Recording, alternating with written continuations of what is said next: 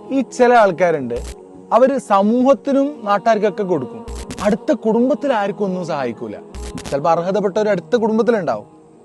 അപ്പൊ എനിക്ക് ഓർമ്മ വരുന്നത്, സഅദ് ഇബ്നു അബീ വഖാസ് റളിയല്ലാഹു അൻഹു രോഗശയ്യയിലായിരുന്നപ്പോ പ്രവാചകനോട് ചോദിക്കുന്നുണ്ട്, എനിക്ക് വലിയ സമ്പത്തുണ്ട്, അനന്തരാവകാശമായിട്ട് ഒരുപാട് സമ്പത്ത് കിട്ടിയ ആളാണ് ഞാൻ, അതിന്ന് ഒരു 2% ഞാൻ ദീനിന് കൊടുക്കട്ടെ, സമൂഹത്തിന് കൊടുക്കട്ടെ എന്ന്.